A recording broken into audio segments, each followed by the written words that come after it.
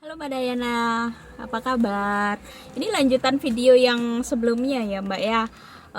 Jadi saya mau bacain tentang human design saya sendiri yang kebetulan ketika saya cek dari human design yang ada, jadi saya termasuk ke dalam tipe projector. Nah, kemudian tipe ya tadi proyektor ya, untuk profilnya sendiri saya termasuk martir heretik ya. Kemudian definisinya sleep definition. Nah, saya pribadi melihat dan mengamati ya, sebenarnya human design ini sungguh-sungguh sangat bermanfaat sekali, terutama untuk saya pribadi. Saya bisa melihat ternyata diri saya memiliki sesuatu hal yang tentu tidak dimiliki oleh orang lain, dan ketika saya mengetahui nilai-nilai yang ada di dalam diri saya yang mungkin selama ini terpendam dan tidak saya sadari gitu. Nah, sekarang ketika saya mengetahui itu, nah di sini menjadi sebuah PR buat saya bagaimana saya bisa memanfaatkan kelebihan dan potensi-potensi yang saya punya sesuai dengan human design saya. Oke, saya mulai dari tipe ya. Kalau dilihat dari human design, seperti yang saya tadi sampaikan, saya termasuk ke dalam tipe projector. Nah, tipe projector ini apa sih? Tipe projector ini memiliki kemampuan-kemampuan yang tentunya berbeda dengan tipe-tipe tipe human design yang lainnya. Nah, kalau tipe projector ini, kalau saya amati, dia memiliki kemampuan untuk melihat potensi ya, potensi, dan saya mengamati itu juga sih. Selain daripada itu, yang lebih ini adalah tipe projector ini adalah tipe pemimpin yang tumbuhnya itu secara alami. Artinya mereka yang tipe projector, artinya mereka punya potensi yang sangat luar biasa menjadi seorang pemimpin nantinya. Dari yang saya amati juga, saya baru memahami ya, baru mengetahui bahwa ternyata tipe projector ini memang disiapkan sebagai seorang pemimpin. Tapi di satu sisi ternyata tipe projector ini tidak memiliki sakral. Ya, dalam arti di dalam 9 sumber energi yang terdapat di dalam human design, ternyata sakral ini sifatnya di projector adalah tidak aktif ya, dalam arti open. Nah, saya memahami dan menyadari banget ketika ada pekerjaan atau sesuatu yang menguras energi itu, meskipun hanya berlangsung beberapa jam, capeknya bisa berhari-hari. Dan saya baru tahu bahwa ternyata di dalam body graph saya, sakral saya memang tidak aktif. Artinya memang untuk membutuhkan energi yang sangat ekstra untuk bisa fokus terhadap satu hal, sehingga pantaslah tipe projector ini memang tidak diperuntukkan untuk menjadi seorang pekerja. Artinya memang bukan tipikalnya seperti halnya generator ya, ataupun tipe-tipe yang lain yang bisa bekerja terus menerus bahkan mungkin tidak mengenal lelah. Tapi kalau untuk projector sendiri, saya pribadi menyadari betul bahwa saya memang tipe yang memang tidak bisa bekerja langsung terus menerus seperti itu. Saya menyadari itu. Bahkan tidak dipungkiri juga ada pekerjaan-pekerjaan yang itu menuntut fokus, tapi kemudian harus saya abaikan sesaat. Tapi bukan tidak dikerjakan ya, diabaikan dulu sebentar hanya untuk meluangkan agar energi saya pulih kembali. Nah, ini kendala yang saya amati sendiri. Bahkan saya juga seorang pekerja juga ya, memahami banget keterbatasan energi saya pribadi. Tapi kembali lagi, seorang projector ini adalah tipe orang yang memang bisa melihat potensi orang lain ya, sebagai pengamat yang ulung sekali. Artinya dia bisa memanfaatkan energi-energi yang ada. Kemudian bagi seorang projector yang sejati ya, yang memang memahami betul tentang human design-nya dan bagaimana mereka bisa mengkoordinir suatu pekerjaan dengan waktu yang singkat. Artinya mereka bisa melakukan kegiatan itu yang dalam waktu yang singkat, dia akan memanfaatkan energi-energi dari yang lain atau tipe-tipe yang lain untuk ikut bekerja dengan mereka, sehingga ya cepatlah selesai pekerjaan itu. Dan saya mengamati, saya orang yang begitu banget Mbak Dayana, saya gitu banget orangnya. Jadi dalam arti kalau ada pekerjaan nih yang nggak bisa saya selesaikan sendiri dalam waktu yang singkat, ya udah saya ambil, saya akan minta bantuan rekan-rekan yang lain, dan oke, semuanya beres dalam waktu singkat. Oke, saya menyadari itu justru dari human design. Ya terbantu banget sih. Oh, ternyata saya memiliki kemampuan ini nih kalau dimanfaatkan gitu. Oke, dan ketika saya cek lagi dalam human design saya, oh ternyata saya termasuk split definition. Oke, split definition itu seperti apa? Nah, dari body graph saya di sini saya mengamati ada beberapa apa ya namanya, pusat energi yang memang itu terpisah, tidak ada line ya yang menyambungkan antara gate satu dengan gate yang lain. Kemudian di sini saya mengamati ada beberapa pusat energi yang itu yang memang menyala, artinya ada di truth, kemudian ada di G center, ada splenic center, dan root center juga. Jadi dari 9 pusat energi, jadi ada 4 yang memang divine, sisanya 1 yang open, yaitu di sakral, karena memang untuk tipe proyektor sendiri bagian sakralnya adalah tidak aktif ya, atau dalam arti tidak berwarna atau open. Nah kemudian untuk yang lainnya seperti ajna, kemudian head center, itu memang undefined ya, ada beberapa gate yang memang aktif. Oke. Di split center sendiri memang saya memahami, menyadari juga keterbatasan saya, karena memang apa ya, karena terhubungnya antara gate satu dengan gate yang lain itu tidak seperti apa namanya, tipe-tipe yang lainnya ya. Di sini ada bagian yang memang kalau saya amati di body graph saya sendiri, antara root center dengan G center itu memang terhubung, tapi dengan energi yang lain atau pusat energi yang lain tidak. Nah, kemudian ada root dan splenic itu nyambung juga. Nah itu yang akan saya bedah juga untuk saya bisa memahami ke diri saya pribadi, bagian-bagian daripada gate itu, dan bagaimana keterhubungan energi itu bisa memberikan sebuah pengaruh ke dalam diri saya. Split definition itu sendiri kalau saya amati dari body graph saya memahami bahwa ternyata saya memiliki sebuah keunikan, suatu keunggulan, yaitu bisa memahami suatu problematika yang saya amati. Karena memang tipe proyektor itu pengamat banget. Pengamat, kemudian dia akan menganalisa tentang segala sesuatu yang dia amati, apalagi dengan diperkuat dengan adanya triple split definition ini, split definition ini gitu ya. Jadi saya akan berusaha untuk memahami berbagai aspek peristiwa yang terjadi di dalam diri saya atau sesuatu yang menarik untuk saya amati. Nah kemudian saya akan mencari dan menghubungkan mengapa hal itu terjadi. Jadi seperti itu. Dan dari keterhubungan itu saya kemudian mendapatkan sebuah bisa dikatakan sebuah kesimpulan dari apa yang saya amati itu. Nah ini memang menjadi ketertarikan saya sejak dulu, dibandingkan dengan hal-hal yang lain. Menjadi seorang pengamat itu menjadi sesuatu hal yang menarik buat saya, sehingga wajar ya mungkin ketika saya bertemu dengan seseorang, saya tidak akan terlalu langsung bisa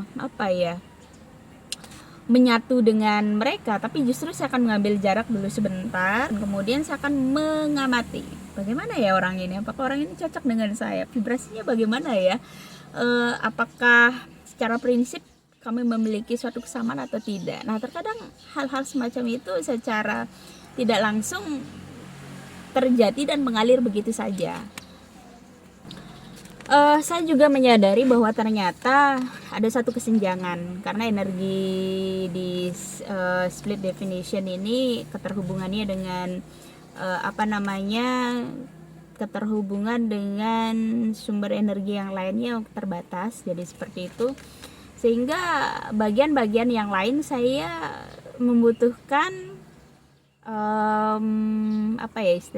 membutuhkan energi lain dari luar. Artinya saya tidak bisa melengkapi diri saya sendiri dan saya harus mendapatkan kelengkapan itu dari orang lain yang dimana pusat energinya mereka miliki atau yang tidak ada di dalam diri saya akan mencari pelengkapnya di sumber energi orang lain. Nah, ini saya menyadari banget. Jadi memang saya merasa ada suatu keterbatasan yang tidak bisa saya saya tidak bisa berdiri sendiri. Artinya saya memerlukan bantuan orang lain juga. Nah, disinilah letaknya.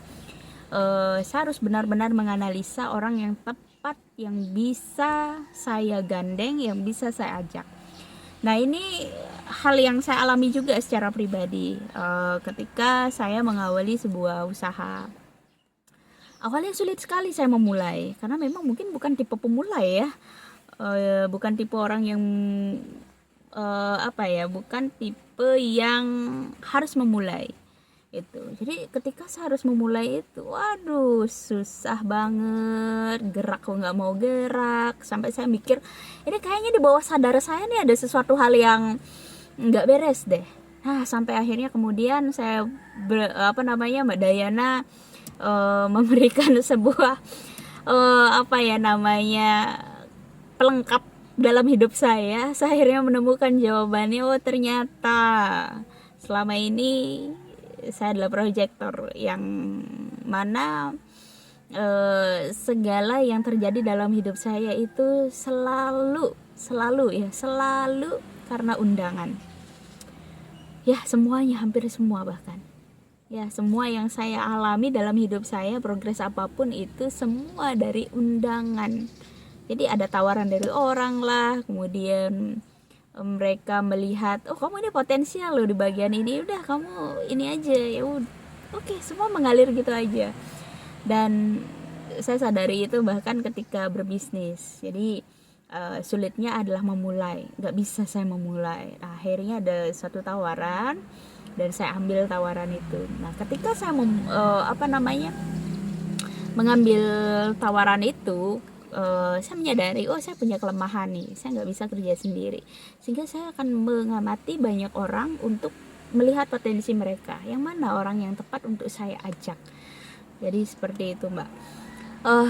Inilah saya rasa dengan saya melihat di mana poin-poin atau gate yang bisa terhubung dengan saya, itu yang akan saya cari dan saya ketemu itu.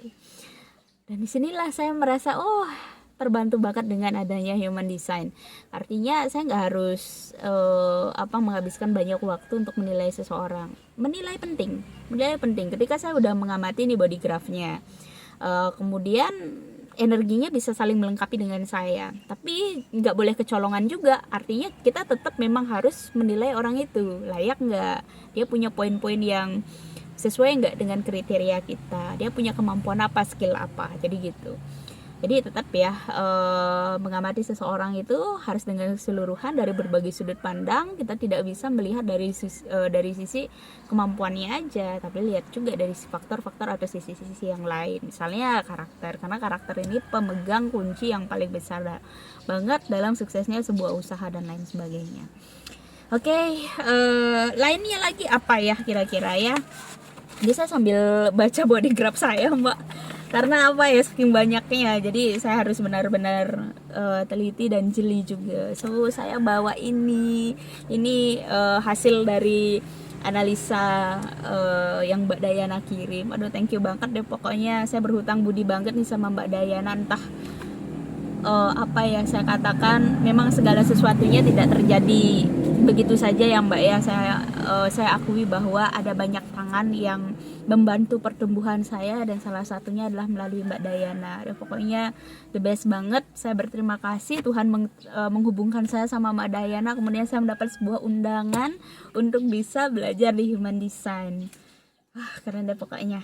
Gak habis-habis saya bilang terima kasih, karena ya memang begitu Kak, begitu adanya. Karena kalau bukan dari Mbak Dayana siapa lagi gitu loh. Aduh, udah dapat potongan harga lumayan lagi. Pokoknya the best banget deh Mbak. Thank you. Baiklah, saya akan baca juga nih hasil dari keterhubungan masing-masing gate. Tapi nggak semua ya, saya ambil yang memang terhubung aja. Ada channel di 20 dan 10. Wow, channel ini dikenal sebagai penghubung antara Truth Center dengan G Center. Wow, 20-10.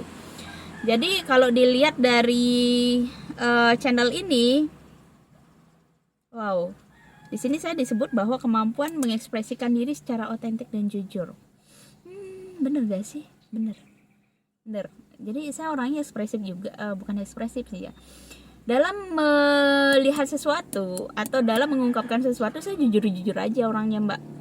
Jujur-jujur aja, bahkan dalam sebuah forum rapat di tempat kerja, ketika saya tidak kurang setuju atau kurang merasa pas, saya akan berbicara. Tapi kembali lagi, tujuan berbicara itu tentu saya melihat ada satu sisi yang perlu diperbaiki untuk mencapai tujuan yang benar-benar menjadi kesepakatan kita bersama, apa yang menjadi tujuan gitu loh Mbak. Kemudian kesadaran diri yang tinggi, integritas dalam tindakan, kecenderungan untuk menjadi role model dalam autentik dan kejujuran. Oke, satu lagi nih, saya menyadari saya kalau nggak suka terhadap sesuatu, saya secara terang-terangan bilang nggak. Kalau suka terhadap sesuatu, saya akan kejar itu sampai benar-benar saya dapet gitu loh.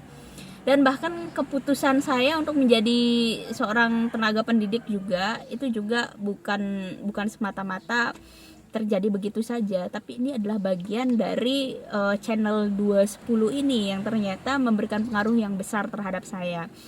Jadi di sini saya akan lebih melihat ke dalam diri saya tentang potensi yang saya punya, dan secara jujur saya mengakui itu. Oke, ini potensi saya, so saya harus pakai ini untuk menterjadikan diri saya sesuai dengan apa yang saya mau. Jadi saya nggak mau muluk-muluk gitu loh. Saya nggak mau diri saya terbatasi oleh orang lain. Pokoknya saya adalah sebagaimana saya gitu. Bahkan mungkin sebagai seorang tenaga pendidik, saya juga nggak pinter-pinter amat sih ya. Banyak teman-teman saya di luar sana bahkan yang lebih pinter, tapi entah kenapa saya bisa berada di posisi itu gitu. Tapi lagi-lagi semua terjadi karena sebuah keputusan yang saya ambil secara sadar, dan saya memahami itu adalah sebuah kejujuran yang autentik di dalam diri saya. Saya memilih untuk menjadi seorang tenaga pendidik, dan ini menjadi sebuah panggilan hati, yang mana ini adalah kejujuran hati yang paling dalam. Oke, saya ambil ini. Saya nggak mau hitung-hitungan masalah duitnya atau apapun itu. Bukan itu yang menjadi dasar utama saya untuk mengambil sebagai seorang pendidik. Dan bahkan mungkin Mbak Dayana juga adalah seorang pendidik. Saya yakin Mbak Dayana dengan tipe projector juga memiliki sebuah prinsipnya bukan semata-mata untuk duit, tapi karena memang di situ kesenangan kita gitu kan ya. Saya rasa kita punya satu kemiripan gitu Mbak Dayana. Nah, tipe selanjutnya bukan tipe ya, channel selanjutnya ini ada di 31-7. Nah, di sini ternyata saya termasuk ke dalam alpha female. Wow, wah, leadership banget nih, bener gak sih? Nah, sejauh ini Mbak, saya memahami memang bukan tipe orang yang suka ditunjuk sama orang. Bukan nggak suka ya, gimana ya? Menunjukkan diri, aku punya sesuatu loh yang kamu harus lihat aku dong gitu. Bukan yang kayak gitu, tapi justru saya ingin orang lain mengenali saya. Aku itu punya bakat ini, kenali dong, cek dong. gitu. Dan ketika tawaran-tawaran itu datang, ketika saya ambil dan itu memang sesuai tentunya dengan apa yang saya mau. Tapi di satu sisi Mbak, saya menyadari memang di antara keluarga ya, di antara saya di saudara 4, saya anak pertama. Awalnya saya mengira kenapa ya saya orangnya apa ya, suka banget memerintah, suka banget mengkoordinir sesuatu, dan saya merasa kalau koordinir itu berada di tangan saya itu semua beres gitu. Ternyata ketika saya cek di human design, oh ternyata secara alami saya memang punya bakat itu menjadi seorang pemimpin, mengkoordinir segala sesuatu gitu loh, yang memang saya pikir itu memang harus di bawah koordinir saya.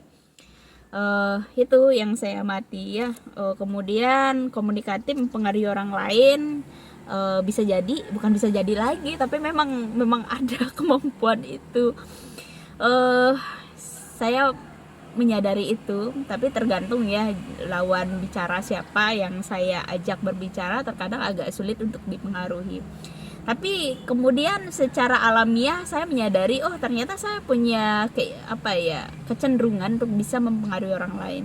Sehingga untuk bisa memperkuat itu saya membeli beberapa buku-buku, bahkan ikut di kegiatan public speaking juga, yang tujuannya adalah bagaimana saya pribadi bisa memberikan pengaruh terhadap orang lain. Jadi apa yang saya katakan mereka melihat gitu loh, atau bisa memahami apa yang saya katakan, dan ujung-ujungnya mau mengikuti apa yang saya sampaikan, jadi gitu. Tapi ini sebuah keuntungan juga sebagai seorang pendidik yang punya alpha female, jadi punya kekuatan otoritas untuk menggerakkan orang, dan ini benar-benar ngaruh sih, dan ini benar-benar memberikan sebuah pengaruh. Saya berharap dengan kemampuan saya ini perlu ketika kemampuan ini memang ada di dalam diri saya, yang saya amati, yang perlu memang saya lakukan di sini adalah bagaimana membuat kemampuan ini benar-benar berkembang. Artinya saya harus memilih orang, memilih lingkungan yang tepat. Jadi tidak bisa seenaknya untuk memberikan pengaruh atau memperkuat daripada sisi alpha female yang saya punya gitu.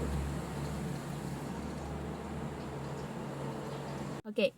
Di satu sisi ada channel yang terhubung juga antara 32 dan 54. Ini ternyata termasuk channel transformasi. Wow.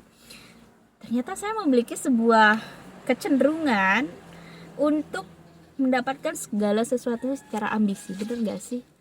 Saya rasa bener deh, bukan rasa lagi sih, memang bener. Contoh, habis S1 saya lanjut ke S2. Itu adalah sebuah ambisi dari saya pribadi untuk menterjadikan atau membuat posisi saya berada atau layak menjadi seorang tenaga pendidik. Karena waktu itu saya ngambilnya untuk dosennya. Dari situ saya amati, oh ternyata saya punya sebuah ambisi yang kuat juga untuk membuat apa yang saya mau itu benar-benar terjadi gitu.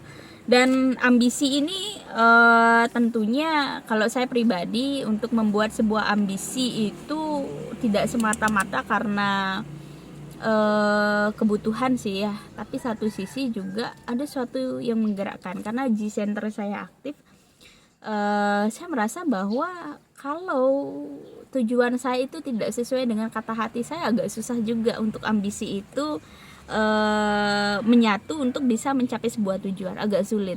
Jadi yang perlu saya amati adalah hati saya, atau sebuah alasan ya yang tepat kenapa saya harus mengambil ini, apa tujuannya. Jadi gitu. Segala pilihan dan pilihan-pilihan yang saya inginkan, kembali lagi semua atas sebuah tujuan yang jelas. Jadi ketika tujuan itu nggak jelas, kabur gitu, agak sulit saya mendorong ambisi saya untuk mencapai hal itu. Nah, itu sih yang saya amati di dalam diri saya. Kemudian di sini ada hal yang belum saya jelaskan sih, sebenarnya ada banyak sih Mbak.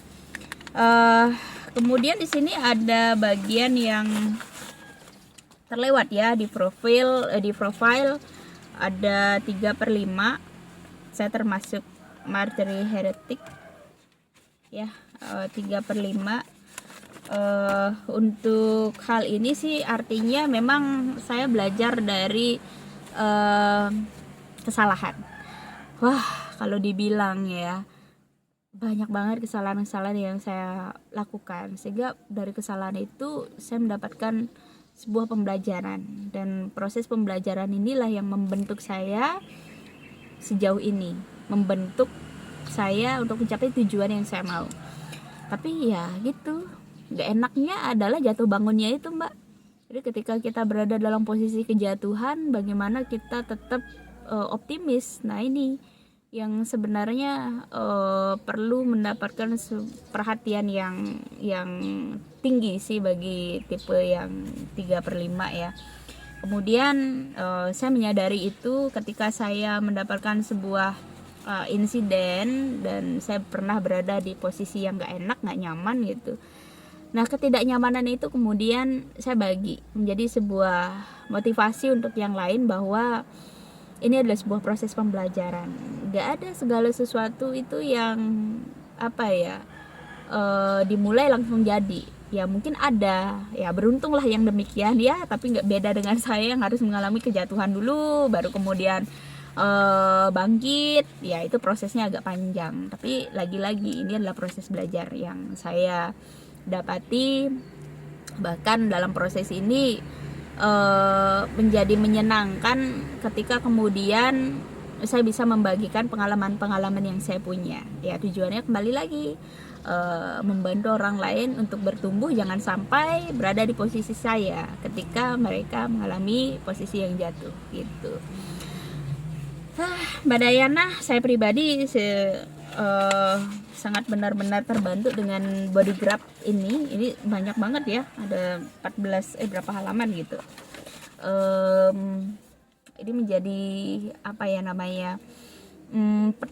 peta buat saya untuk mengarahkan diri saya kemana saya harus melangkah, bagaimana saya akan dapat memanfaatkan potensi-potensi yang punya dari gate ataupun dari energi-energi yang lainnya. Lagi Mbak, tentu ini nggak bisa semuanya saya sampaikan secara detail. Kalaupun memang harus detail banget, bisa sih, tapi durasinya. Ini handphone saya lagi penuh-penuhnya nih ya, jadi agak trauma nih saya kalau tiba-tiba nanti handphone saya ini penuh memorinya. Jadi gitu. Apa ya yang perlu saya jelaskan di dalam diri saya? Punya tujuan? Punya banget. Seperti halnya Mbak Dayana yang suka berkelana, mencari pengetahuan, sama saya juga memiliki kecenderungan itu. Jadi tawaran-tawaran apapun itu yang bisa sekiranya memberikan atau membantu saya bertumbuh, saya sangat berterima kasih sekali. Semoga di lain waktu, di lain kesempatan kita bisa ketemu lagi ya Mbak Dayana ya. Pengen ngobrol nih banyak, bahkan saya pengen banget nih telepon, tapi untuk akhir-akhir ini memang agak sulit ya saya meluangkan waktu untuk bisa ngobrol, bahkan karena kerjaan banyak juga sini. Tapi sejauh ini pokoknya luar biasa deh Mbak. Saya berharap human design di bawah arahan Mbak Dayana ini akan terus berkembang, makin banyak orang yang belajar dari Mbak Dayana. Saya sendiri sudah mendapatkan manfaatnya, dan ini sangat membantu saya untuk menilai bagaimana orang lain, potensi-potensi yang sekiranya itu bisa saya manfaatkan untuk membantu proses mencapai tujuan yang saya mau. Oke Mbak Dayana, akhir kata mungkin ya, terima kasih atas semuanya, dan saya selalu berharap semesta memberikan hal yang terbaik untuk Mbak Dayana, karena segala yang Mbak Dayana berikan kepada saya, bahkan teman-teman di Human Design, itu luar biasa. Oke, semoga di tahun 2024 mendatang ya Mbak Dayana berlimpah rezeki ya, berlimpah rezeki, kemudian bertemu dengan orang-orang hebat, orang-orang baik yang akan membantu Mbak Dayana berproses bertumbuh menjadi jauh lebih baik dari sekarang ya. Oke, itu aja Mbak Dayana, sampai ketemu, semoga kita bertemu di tahun 2024 mendatang. I love you, terima kasih atas semuanya, bye bye.